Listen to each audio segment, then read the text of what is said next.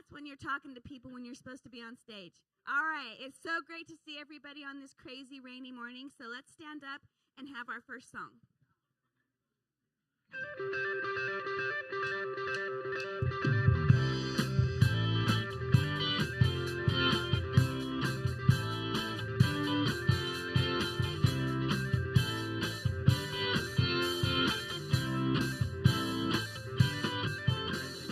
There's a sign, I'm leaving my past behind.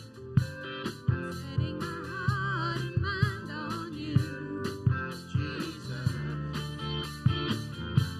I'm reaching my hand to yours, believing there's so much more, knowing that all you have in store for me is good.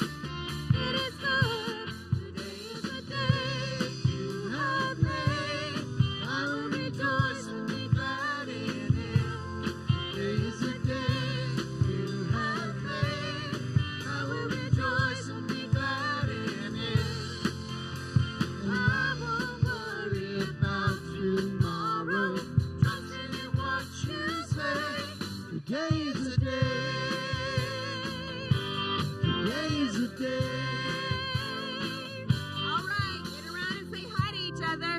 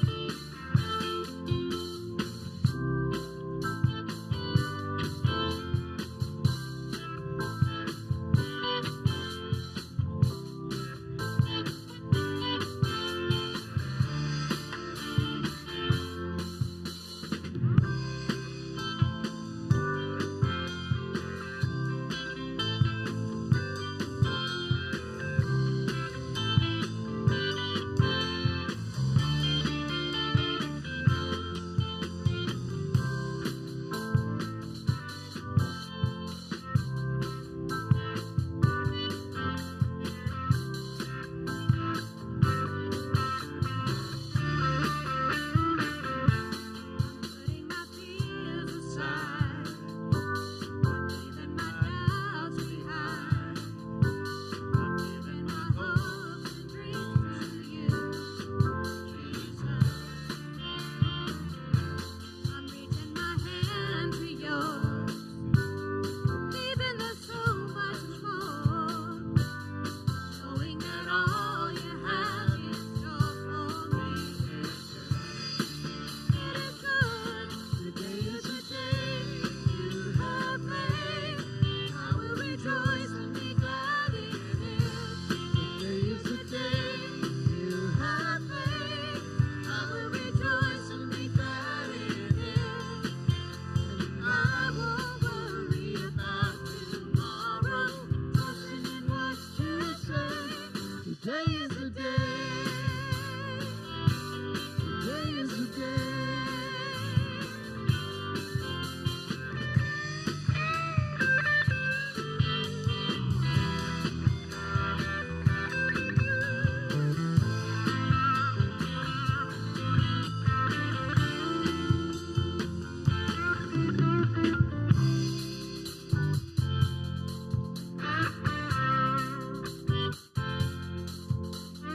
I will stand upon your truth, stand upon your truth. And all my days I live for you.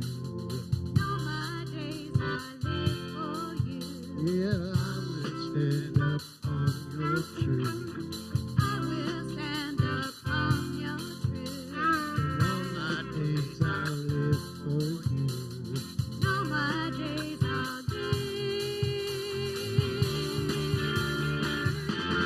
Today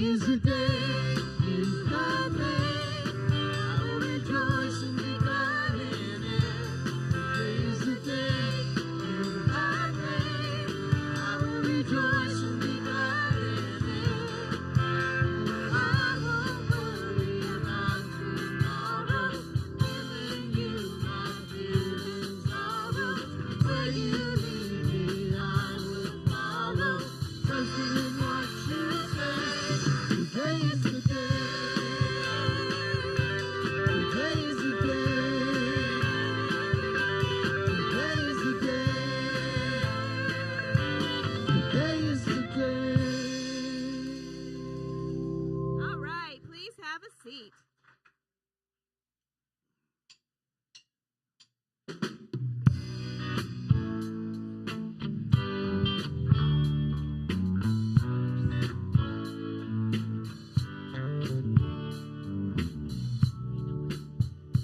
Every anxious thought that steals my peace is like a heavy weight bearing down on me. As I lie awake and wonder what the future will hold, Lord, help me to remember that you're in control.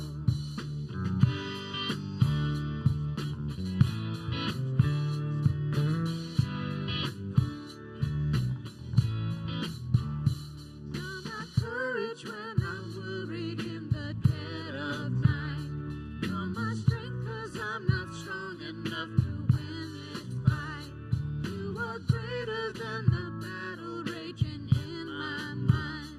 I will trust you, Lord. I will fear no more.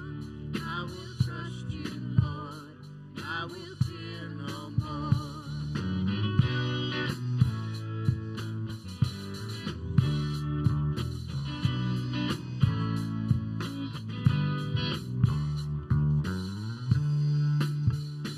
I will lift my heart, I will lift my cares, lay them in your hands, and I'll leave them there. When the wind and waves are coming, Lord, you shelter me. Even though I'm in the storm is not in me.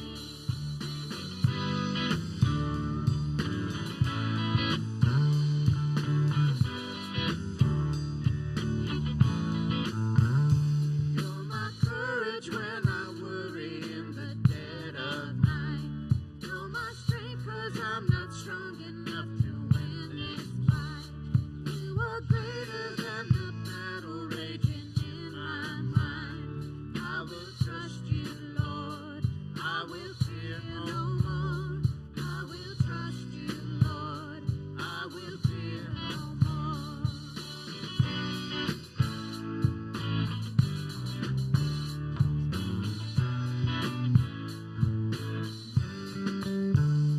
You're my courage when I worry in the dead of night.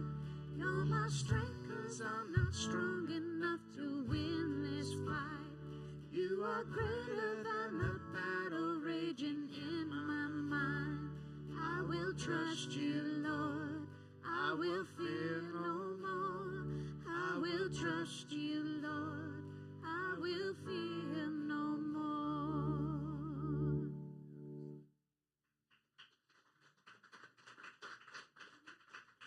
So obviously we are not going to be having rest today, and I got asked to speak today at the last minute, which is great because I had a couple things in my heart and mind, and then this song came in and I started going, okay, when it talks about I will take my cares and I'll leave them in your hand, how many times do we not actually leave it with God?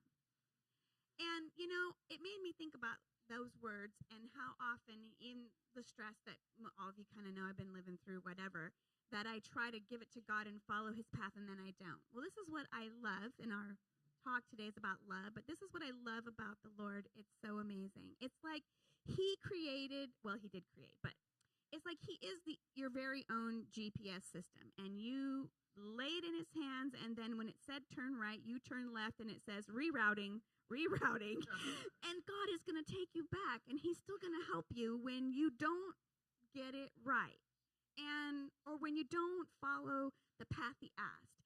And this is one of the things about God that just is so important to me, that he loves us so much that even when we ignore what he just said and we go back this direction we thought was the right way, he always brings you back.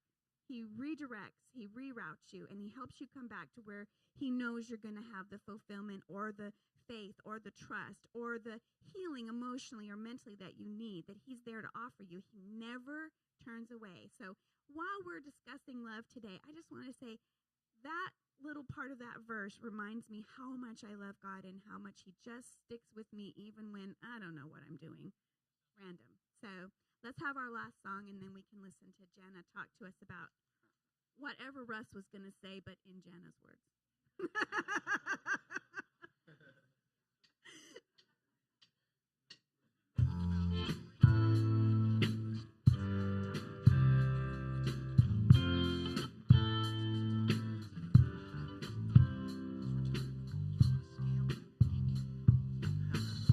What could make this world a better place? Nothing less than amazing grace. What could help the lonely ones endure? I believe I found a miracle cure. Only love. Only love can move a mountain. Only love could ever change my heart. Only the love of Jesus. Only the love of my Savior.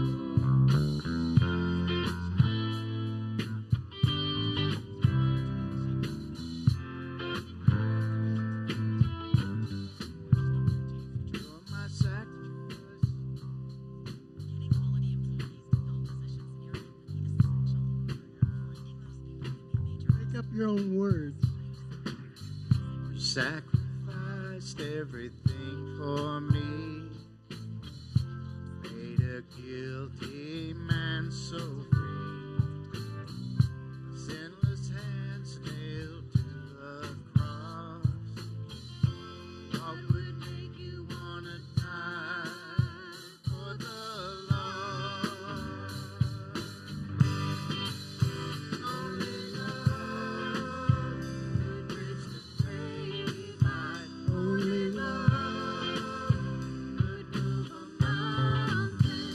Only love could ever change my heart.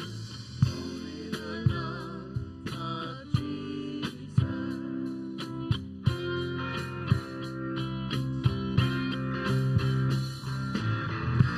Only love could ever change this heart of stone.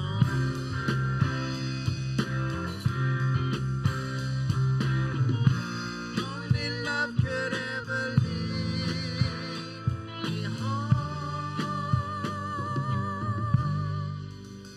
Only love could bridge the great divide. Only love could move a mountain. Only love could ever change my heart. Only the love of Jesus. Only the love of my Savior. Only love could bridge the great divide. Only love could move a mountain. Only love could ever change my heart. Only the love of Jesus. Only the love of my Savior.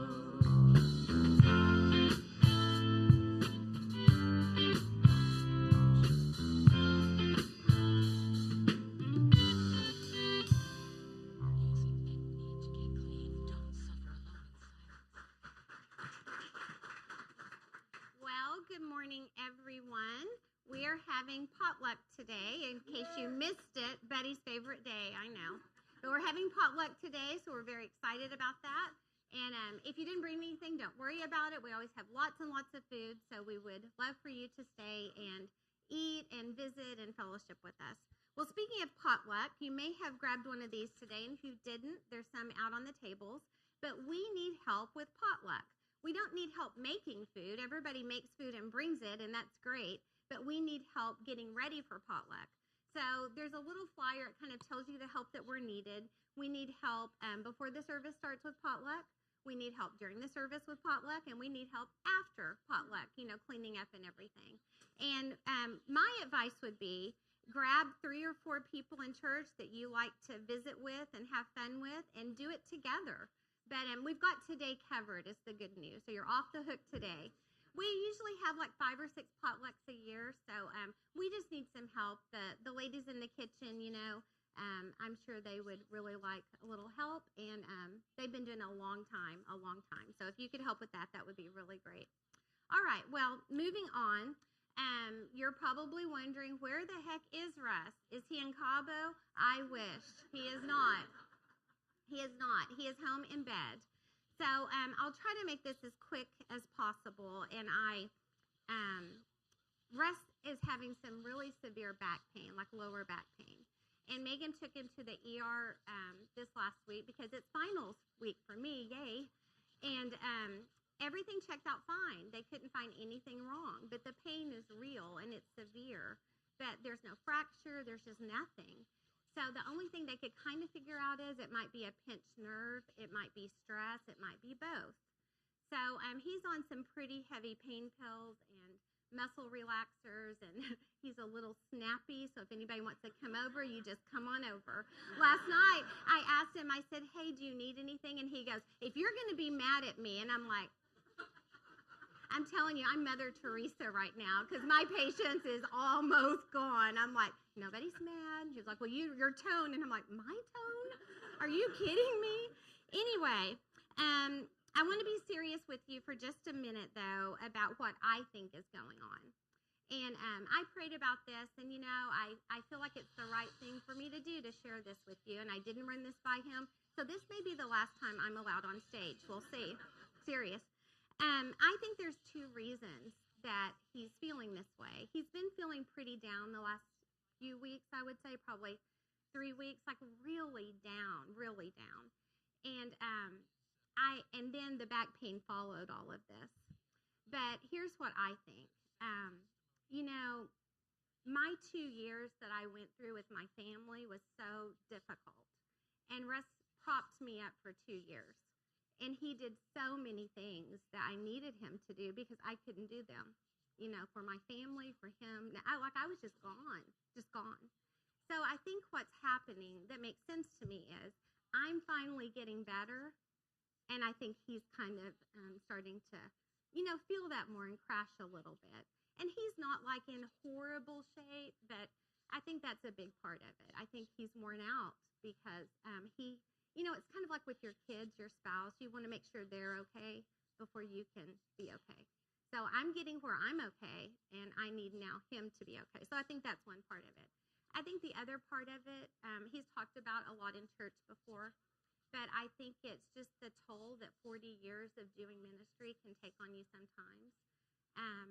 And I just want to be clear when you're listening right now to hear me. What I'm going to tell you, it's not about one person or one situation or one event or anything recent or anything this year. It's just an accumulation of 40 years. There's always something, and it's hard. Ministry's very hard. And I'll be honest, if I knew how hard it was, I'm really glad I married Russ, but I don't know that I would have. I really don't. It's really that hard. And there's a lot of great things about it, and we love our church and our church family, but we still have a lot of residual effect from the old days. So I'm telling you this to be vulnerable, to say, today we're talking about love. And Secret Church, it's time for you to pour some love into your pastor. And he's not going to want it, and he's not going to like it, but he needs it. Don't hug him. But the way, I'm serious, especially with his back, don't hug him tight.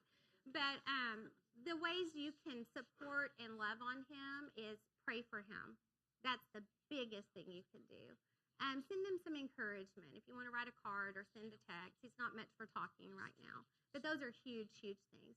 The other thing you could do is just protect him for a while until he can get, stronger again. So I'm just saying, can we agree until August we're going to love on our pastor and protect him? And I'm giving him till August, and if he's not better, we're going to shoot him. Okay? Okay. But please understand when I'm saying it is not about a certain person or family or situation or event. It's just everything, if that makes sense. So And I know he's going to be okay. And we're supposed to fly out to Cabo next Monday. We are not going if he feels like this. We really, really need to go. If he feels bad, maybe one of you could stay with him and I could go. But I really, really need to go. So, all right, well, we're going to collect the offering, and then we're going to go on with the service. So the first part of the talk is from Russ. It's from his notes. He did a pretty good job on the first part. The last part of his talk was just crap. So I just redid it, and that's from me. So we're going to kind of do a combination. And maybe one day, guys, I'll get to a talk where I'm prepared, really prepared, not just like the night before. But let's pray, and we'll collect the offering and do the talk, and then we will head to potluck. Heavenly Father, thank you so much for our church family. And God, today we especially want to lift Russ up to you. And God, we just pray for his health, for his mental health, his emotional health, and his physical health, God. And Russ has spent many years helping many, many people in this church family, outside of this building, outside of this city, outside of this country. And God, you know his heart, and you know how to use him, and you know how to restore him. And God, we just pray that you will restore him fully back to the pastor that we need him to be, that we know that he is. And God, I just pray that you will continue to strengthen us, because we want to be here a very long time, and we want to do ministry a very long time. And God, I just pray that you will bless this offering and this talk. In Christ's name we pray. Amen.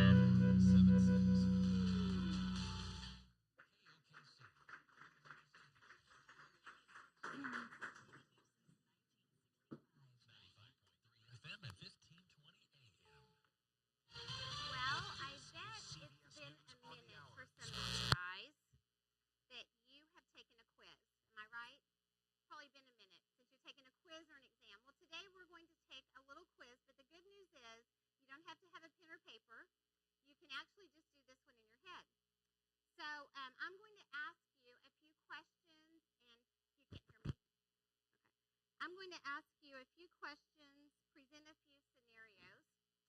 And when I do this, yeah, it says it's on, Jeremy. Yeah. Okay. All right. Am I good to just keep going? Okay. All right. So I'm going to read a few scenarios, ask you a few questions. And as I do this, I want you to think of a person that you would call in this situation. Okay? You don't have to yell it out, just in your head. Keep it in your head. You are flying back from California and you had a delay in your flight, which caused you to miss your connecting flight to Phoenix, and you arrive at OKC Airport at 2 a.m. 2 a.m. And you need a ride home. Who? Not family, not relatives, not Uber. Whose name comes to mind? Who would you call? You've just learned that you're pregnant. Unfortunately, you are married, so this is good news. And you're excited to share your news, but who? Not family, not relatives. Who would you call to share your good news? Or it's the 1st of October. It's OU Texas weekend. And someone gives you OU Texas tickets for the 50-yard line. And you can't invite family. You can't invite relatives. Who would you call? That one's me, right? Yes, that one's me. Or what about this one? You're at a low point in your life. You're discouraged. You're under a lot of stress. You really need to talk to someone about what's going on in your life. And it needs to be someone who really knows you, someone who really, really cares about you. If you were in a really low place, a place that was really dark, a place like that, who would you call? Not a family member, not a relative. Who would you call? Here's the last one. You've just won a 2-week all-expense paid trip cruise to the Caribbean. And if you're married, you get to invite another couple. And if you're not married, you get to invite a friend. So who would you want to go on the cruise with you? Not a family member, not a relative. Who would you call? Well, I've given you 5 questions or scenarios to consider. What names or name came to mind for you? Well, I have good news for you. Those names, those people, those are your people. Those are important people in your life. And if you have 1, 2, or 3 really good friends, you are successful. Well, today we're in part 1 of a 2-week series calling Love and Loyalty. And today we're going to focus on love. God's love, loving others, and loving yourself.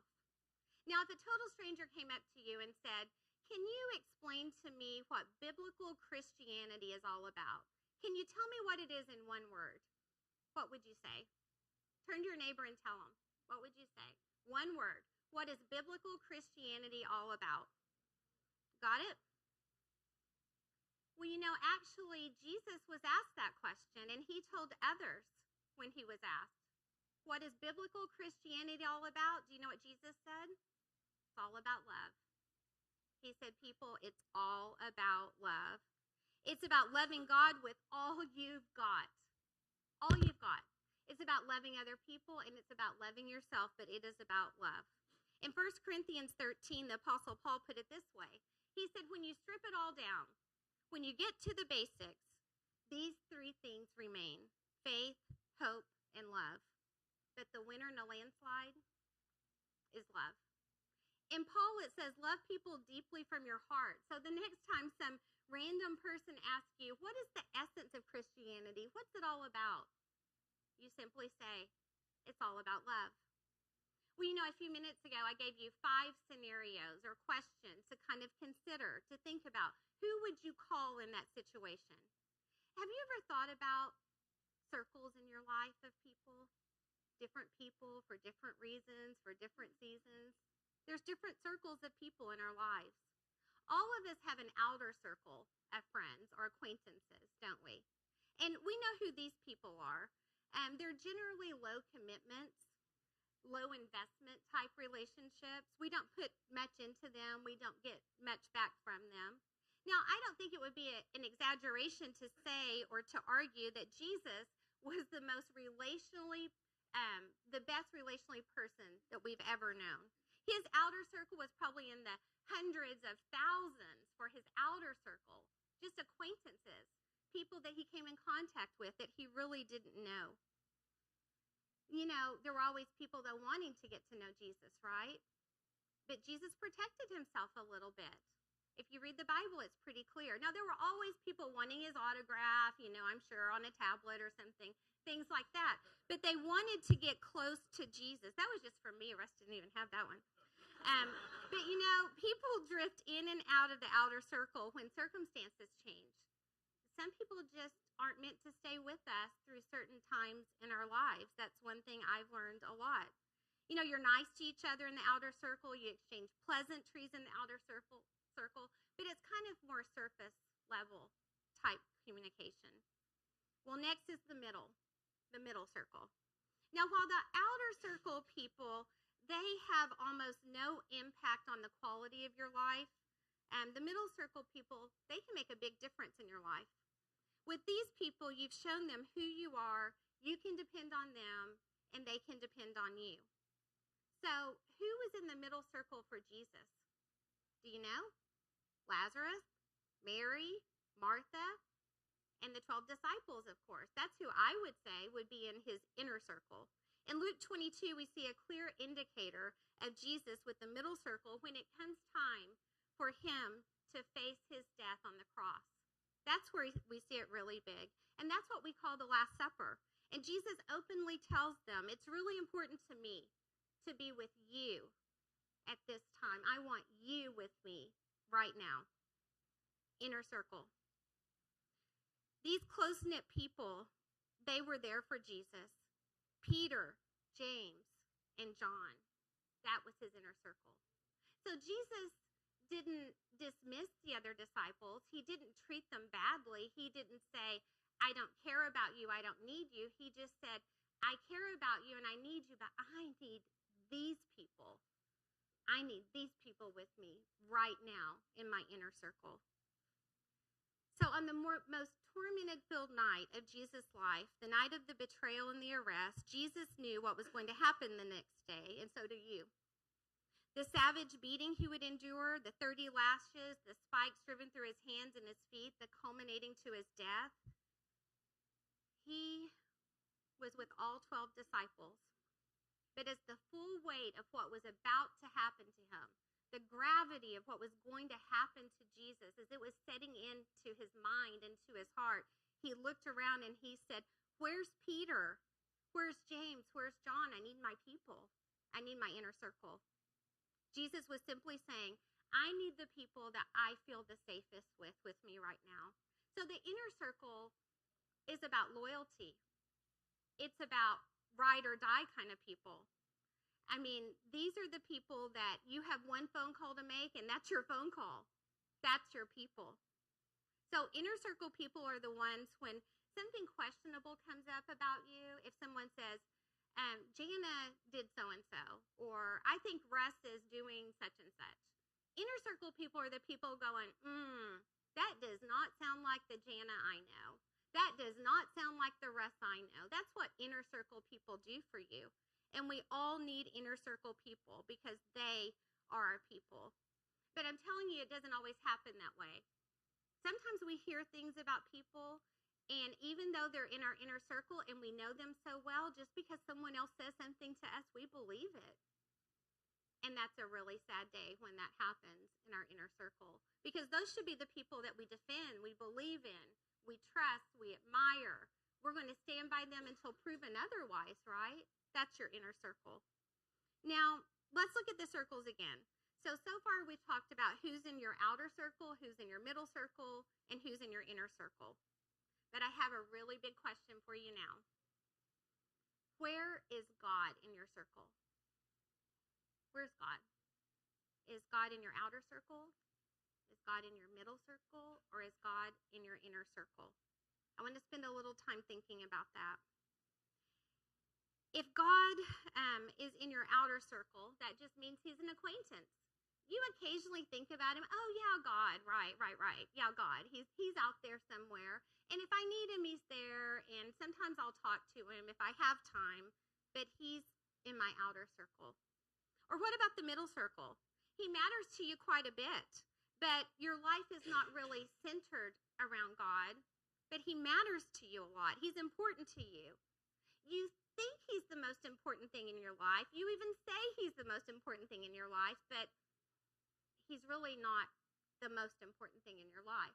He's in the middle circle. And I have to tell you guys something today. Not knowing, I, your pastor's wife, have kept God in the middle circle for a very long time. But I truly did not know he was in the middle circle. And that's why I want to talk about it today. It wasn't my intention at all. I thought God was in my inner circle. I just didn't know. I often tell my students, you cannot know what you don't know until you know. I know that's deep, Steve. I'm going to say it slow one more time. You ready? You cannot know what you don't know until you know. You can't know how something feels until you've been there. Someone can tell you how it feels to lose a spouse, but do you know how that feels until you've lost one? Absolutely not. Someone can tell you what it feels like to have cancer, but do you know what it feels like unless you've had it? You really don't. You can't know until you know. So I had no idea what a change it would be in my life when I moved God from the middle circle to the inner circle. And that's what I want for all of us here today. So most everyone here knows that my last 2 to 3 years have been really, really hard and really, really bad. And I've been challenged to the point of almost breaking. You know, I've been hurt to the point of almost breaking.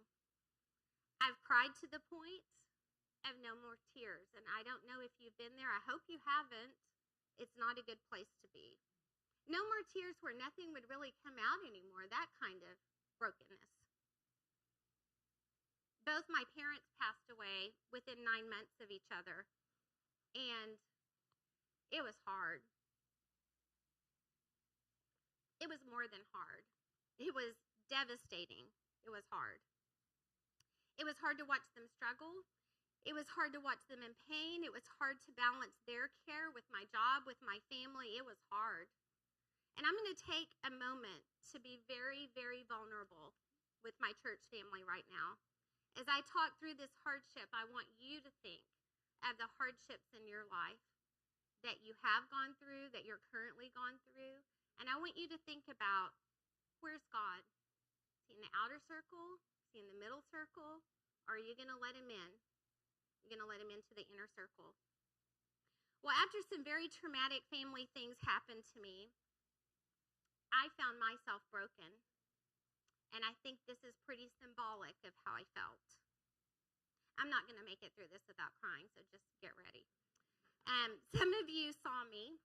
You saw me sitting here, right there, week after week, month after month, crying and crying. There were some Sundays I would drive up to the building, and I was ready to come in, and I just couldn't do it. I couldn't walk in, and it was just too much for me, that kind of hard. Russ would say, Jana, I don't know how to help you. I don't know what you need. And I would look at him and I would say, I don't know what I need. I'm broken. I don't know what I need. Well, you know, God healed my brokenness, and he is healing my brokenness. I think it's a work in progress, but I'm starting to see the rainbow again. I'm starting to see the sunshine. And it hasn't been a quick healing. It's been a slow kind of healing. The kind that's kind of brutal, like the slow death. It's been a slow healing, but it's been good. It hasn't been easy. But you know, when you ask God to help you understand why things happened, and he does help you understand why things happen, you have to accept that.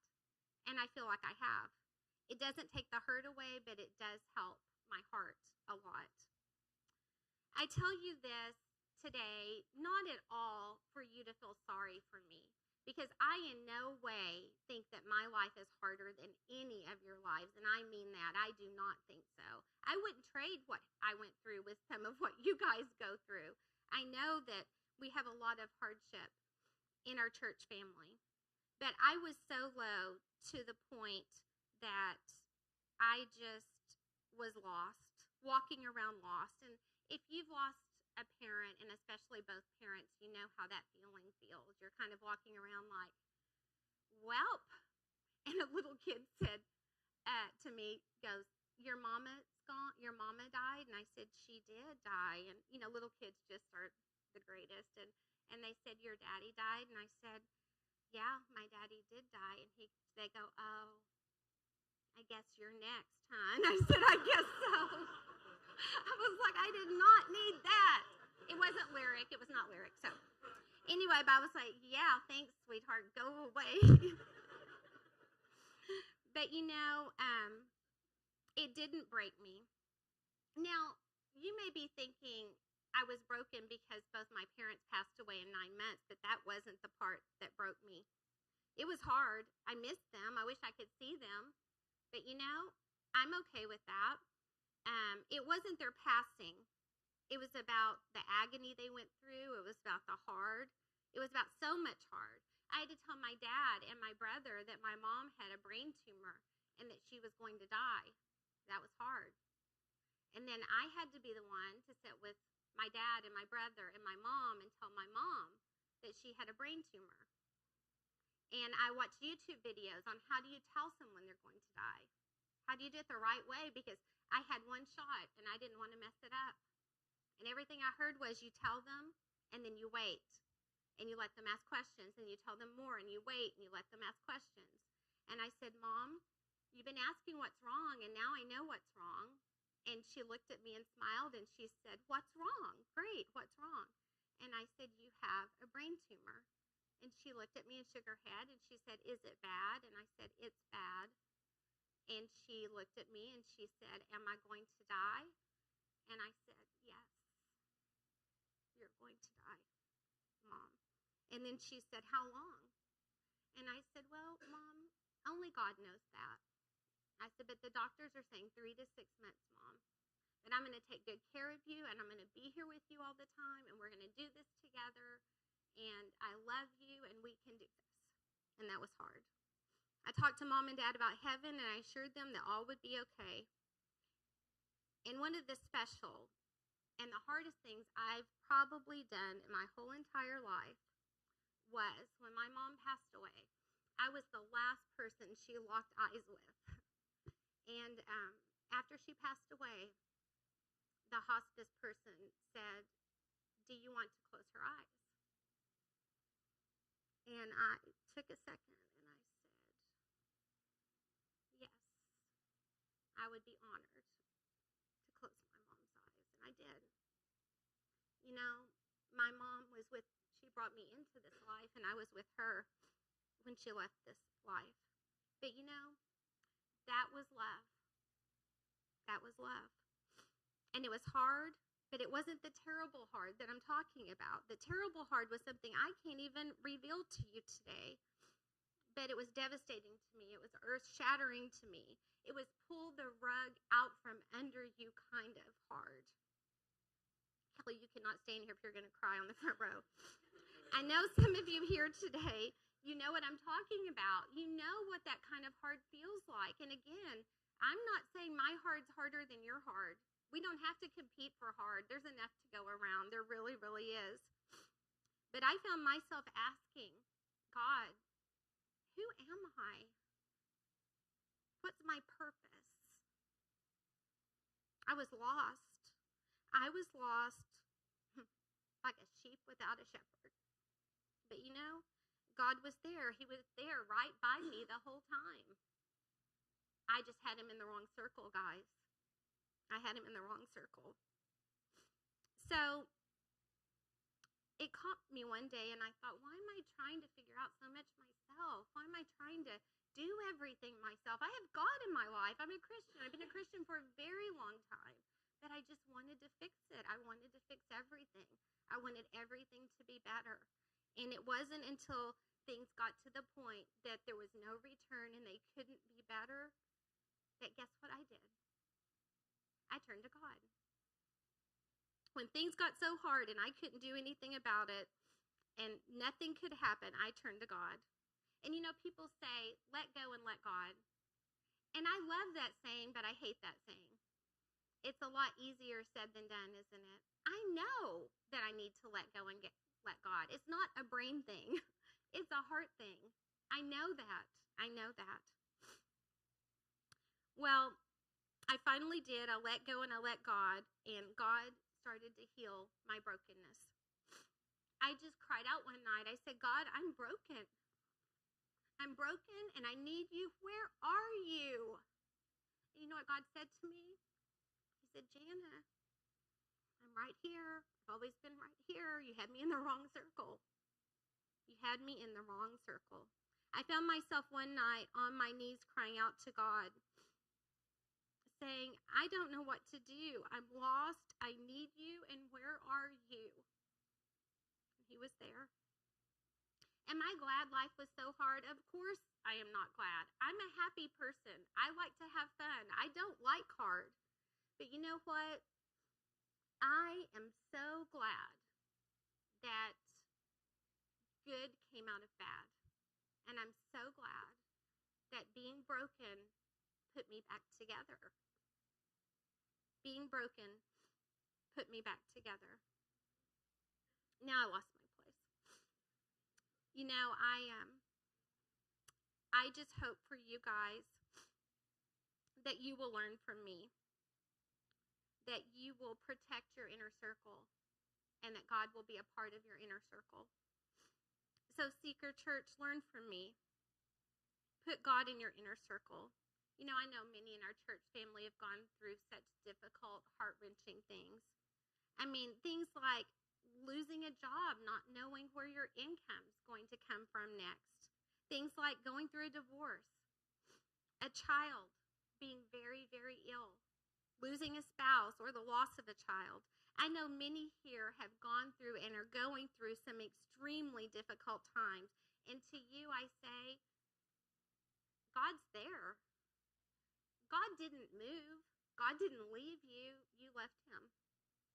And if you want God in your inner circle, he's ready. You know, people fail us. They do. We're all sinners and we all fail people. I have failed people. I failed people in this room. I failed myself. I failed my family. You have failed people. We all have. We're not perfect. But you know, when you fail people, you say you're sorry and you do better and you love on them, and that's God's way of moving forward. And I hope and pray that everyone here has a strong relationship with God.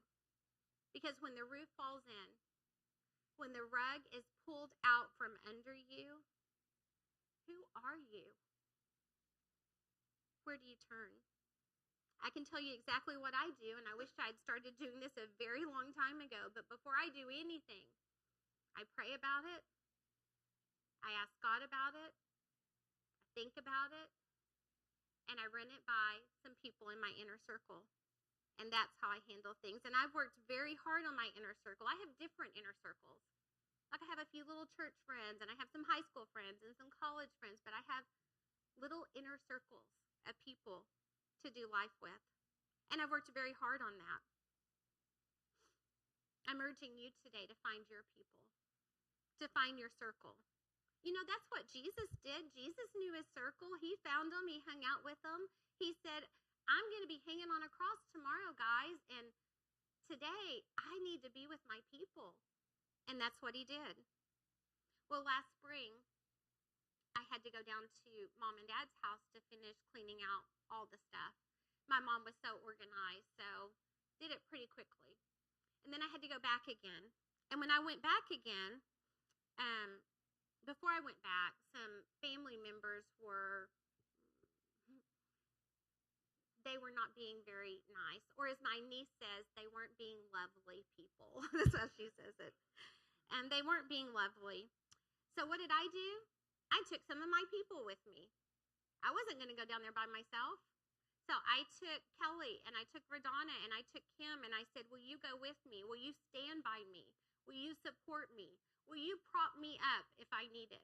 And they all said, yes, yes, yes. And Radonna said, I will fight someone if you want me to. And I said, you know, I may need that. I'll let you know. But there's some of my people. And they did that for me during a really hard time. And you know why they did it for me? They love me. And I would do it for them.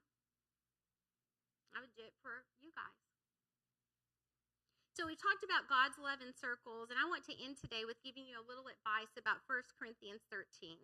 Now, of course, love has many different facets to it, And 1 Corinthians 13 defines love like this. It says, love is patient, love is kind, love is never jealous or envious, never boastful or proud, never haughty or rude. Love does not demand its own way. It's not irritable or touchy. It does not hold grudges, and it will hardly ever notice when others do it wrong. It's never glad about injustice, but rejoices whenever truth wins. So I bet most everyone in this room has heard of 1 Corinthians 13. You know, it's kind of like the wedding verse. We hear it, a lot in churches. But I was at a memorial service yesterday, actually for Tony Craig's brother. Beautiful service.